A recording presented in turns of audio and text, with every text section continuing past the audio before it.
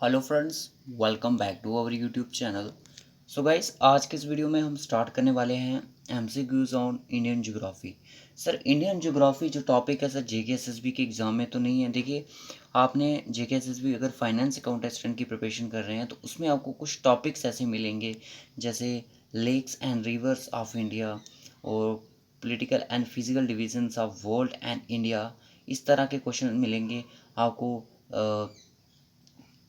Transportation के communication वाले question topic मिलेंगे। तो आपको बहुत सारे, मतलब कि आपको एक टॉपिक ही ऐसे दे दिया है जैसे कि आपको, जैसे बायोडाइवर्सिटी वाला टॉपिक है, ठीक है ना, इन्वायरमेंट, ये आपका एक ज्योग्राफी में ही आता है सारा कुछ, ठीक है। ज्योग्राफी के रिलेटेड ये चीज़ें पूछी जाएंगी आपको।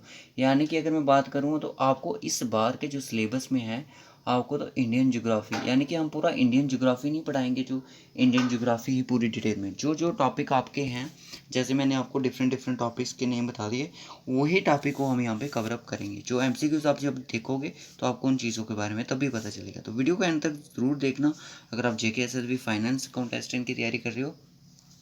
और ये कि इंडियन ज्योग्राफी के रिलेटेड जो आपके एमसी जो टॉपिक आपके कंपोनेंट है, इसलिए मैंने, क्योंकि मिक्स कंपोनेंट के क्वेश्चंस आएंगे, इसलिए मैंने टॉपिक को नाम ही इंडियन ज्योग्राफी दे दिया। ठीक है, तो ये हमारा पार्ट फर्स्ट है इंडियन ज्योग्राफी का जेके एसएसबी फाइनेंस कॉन्टेस्टेंट के लिए। पार्ट 2 भी इसका जल्दी ही हम आपके इसी चैनल पे लेके आएंगे। तो चलिए करते हैं इस चैनल को वीडियो को स्टार्ट। और जो भी इस चैनल पे न्यू है, चैनल को सब्सक्राइब करना, बेल आइकन को प्रेस करना, ताकि आने वाली कोई भी हमारी न्यू वीडियो की अपडेट हो, नोटिफिकेशंस हो, आप तक सबसे पहले पहुंचे। और आप हमारे डिफरेंट डिफरेंट सोशल प्लेटफॉर्म को ज्वाइन कर सकते हैं, फेसबुक, टेलीग्राम, और आप हमें पर्सनली मैसेज भी कर सकते हो, फेसबुक ग्रुप भी ज्वाइन कर सकते हैं। कोई भी क्यूरीज हो आप वहाँ पे पोस्ट भी कर सकते हो और आप हमें पर्सनली मैसेज भी कर सकते हो। तो चलिए क्वेश्चन करते हैं स्टार्ट। फर्स्ट क्वेश्चन है, the longest continental railway in the world. सबसे लॉन्गेस्ट कॉन्टिनेंटल रेलवे है वो वर्ल्ड में कौन सा है? क्या वो ट्रांस साइबेरियन रेलवे है, कैनेडियन पैसिफिक रेलवे है, कैनेडियन नेशनल रेलवे है, ट्रांस अटलांटिक रेलवे है? देखिए सर, आप बोलोगे सर हमें तो सिर्फ ट्रांसपोर्टेशन एंड कम्युनिकेशन टॉपिक है इंडिया का। देखिए, आपको दो टॉपिक पढ़ने हैं। एक तो ट्रांसपोर्टेशन एंड कम्युनिकेशंस है, वो आपको पूरा वर्ल्ड का पढ़ना पड़ेगा, जो वर्ल्ड में क्या है। एक आपको है means of transport in India, means of transport in India, I think इसी तरह का है। सिर्फ आपको ट्रांसपोर्ट के बारे में पढ़ना है, इंडिया के जो भी होंगे वो आपको इंडिया के पढ़ना, इंडिया का आपको कम्युनिकेशन नहीं पढ़ना है, सिर्फ आपको ट्रांसपोर्ट के बारे में। दो टॉपिक हैं। तो मैंने देखा कि बच्चे सिर्फ एक ही सोच रहे हैं कि हम सिर्फ ट्रांसपोर्ट एंड कम्युनिकेशन पढ़ लेंगे तो वो आपका रह जाएगा। इसलिए आपको वर्ल्ड का भी पढ़ना है और इंडिया का भी पढ़ना है। वर्ल्ड का आपको ट्रांसपोर्ट भी पढ़ना है और कम्युनिकेशन भी पढ़ना है, और इंडिया का आपको सिर्फ ट्रांसपोर्ट पढ़ना है। अच्छे से सिलेबस देख लो, फिर ये चीज़ क्लियर हो जाएगी अगर जिसको इस चीज़ के बारे में नहीं पता है।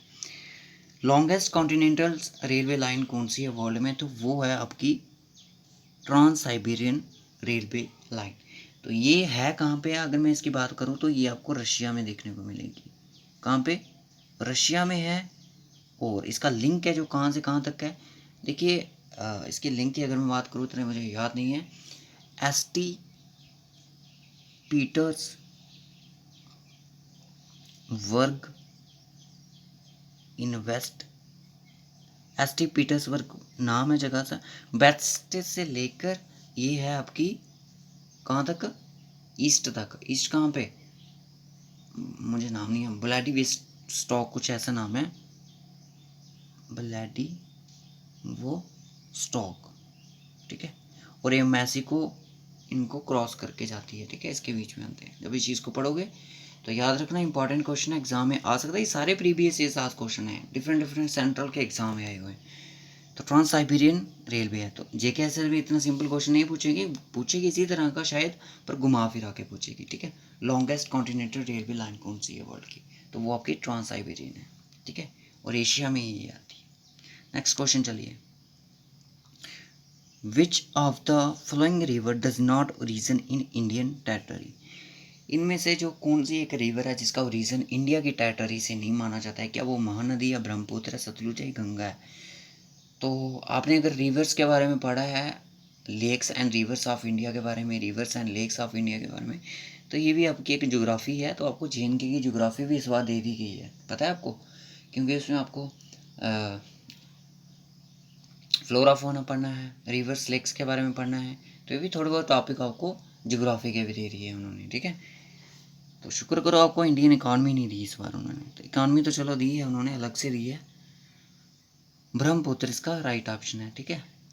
तो ये एंजी हिल्स, एंजी ग्लेशियर से इसका, एंगसी कुछ ऐसे है, ग्लेशियर से इसका रीज़न है, और ये कहाँ पे है, चाइना में है, ठीक है। इसकी अगर टोटल लेंथ की बात करूँ तो इसकी टोटल लेंथ इतनी है, ठीक है, किलोमीटर, और इंडिया में जो इसकी है वो 916 किलोमीटर ओनली। बाकी इसका एरिया कौन कौन सा कवर करती है वो आपको थियोरेटिकल पार्ट्स पढ़ोगे जब, वहाँ पे आपको देखने को मिलेगा। नेक्स्ट क्वेश्चन चलिए, day and night are equal at the, देखिए ये आपका जो क्वेश्चन है ये आपका आ गया पॉलिटिकल एंड फिजिकल डिवीजन का, जो फिजिकल डिवीजन होती है जो वर्ल्ड की, उसका क्वेश्चन है, ठीक है।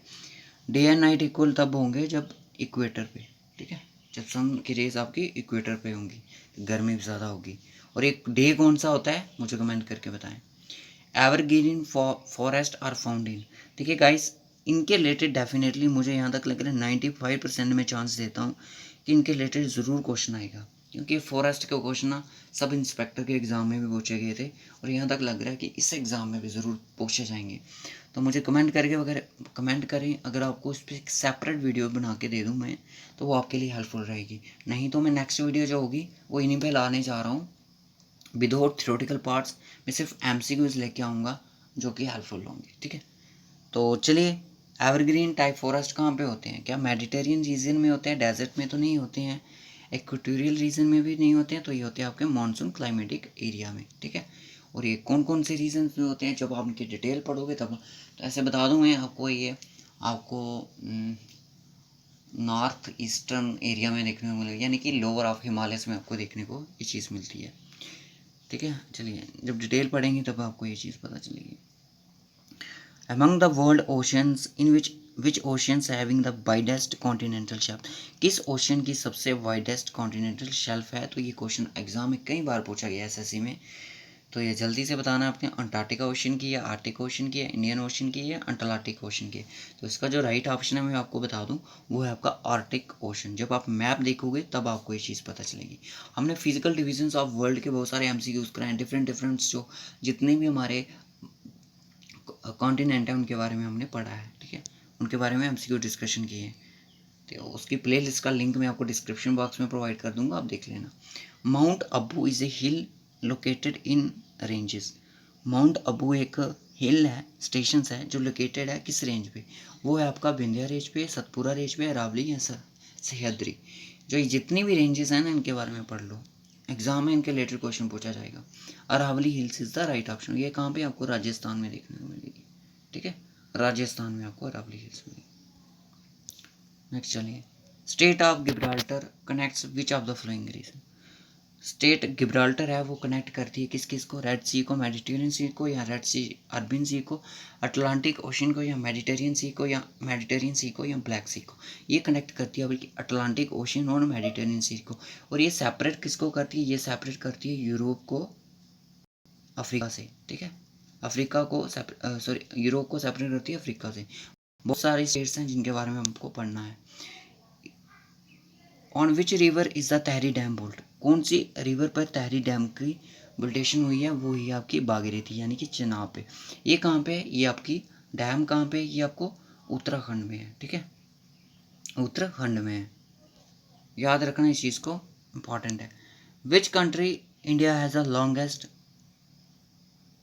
क्या लिखा है, terminational sorry international sorry longest international boundary, India की कौन सी ऐसी इंडिया विच कंट्री के, कौन सी कंट्री के साथ इंडिया की एक इंटरनेशनल सबसे बड़ी बाउंड्री है, वो आपकी नेपाल के साथ नहीं, पाकिस्तान के साथ नहीं, चाइना के साथ नहीं, और बांग्लादेश के साथ है आपकी, ठीक है, बहुत सारी बाउंड्री है। Which state in India has the largest coast line, ये भी इंपॉर्टेंट क्वेश्चन है, एग्जाम में कई बार पूछा गया। कौन सी स्टेट है इंडिया की जिसकी लार्जेस्ट कोस्ट लाइन है, वो है आपकी तमिलनाडु नहीं, आंध्र प्रदेश नहीं, वो है आपकी गुजरात, ठीक है, गुजरात की सबसे बड़ी कोस्ट लाइन है। जोगफाल, ये क्वेश्चन मैंने करवा भी दिया आपको, देखिए एग्जाम में आया है तभी यहाँ पे लाया है। एग्जाम में लाया है तभी क्वेश्चन यहाँ पे आया है। जॉग फॉल्स इन कर्नाटका, दो क्वेश्चन बन गए। जॉग फॉल्स तो कहाँ पे, कर्नाटका में। लोकेटेड कौन सी रिवर के ऊपर है, वो मैंने आपको बता दिया, कावेरी के ऊपर है, नहीं गोदावरी नहीं, वो है आपकी शरावती रिवर के ऊपर है, ठीक है, याद रखना। लास्ट क्वेश्चन है, विच of the flowing areas India covered by tropical ever green forest. कौन सी ऐसी यहाँ पे जो ऑप्शन दिए गए हैं जहाँ पे आपको tropical ever green rain forest देखने को मिलेंगे, वो आपको सैमी एरिया से गुजरात में नहीं, यहाँ पे डेजर्ट एरिया हो जाएगा, ईस्टर्न घाट्स नो, या आपको वेस्टर्न घाट्स में देखने को मिलेंगी। आप मुझे कमेंट करके बताऊँ कि सर फॉरेस्ट के बारे में हम डिटेल से लेक्चर पढ़ें या उनके MCQ डिस्कशन करें। नेक्स्ट वीडियो आपके कमेंट पे वेस्ट होगी, नहीं तो मेरी जो चॉइस है वो आपको MCQs लेके आ रहा हूँ। थियोरेटिकल पार्ट्स अगर क्लियर नहीं है तो मैं आपको थियोरेटिकल पार्ट्स भी करवा सकता हूँ, एक वीडियो में मैराथन कर लेंगे उसका।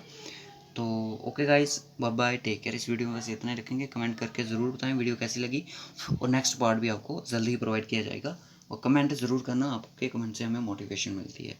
सो okay guys, bye bye, take care, all the best. और कभी भी MCQ जो भी मिलता है ना, पढ़ लो, ये मत सोचो कि एग्ज़ाम में आएगा, बस ये चीज़ सोचो कि ये जो चीज़ ऑप्शन में है, जैसे मैंने को रेंजेस के बारे में बताया कि सारी की सारी रेंजेस पढ़ लो, एक रेंजेस नहीं पढ़नी, अरावली नहीं पढ़नी, साइंदरी जितनी भी है हमको पढ़ लो, ठीक है, सतपुरा क्या है। So okay guys, bye bye.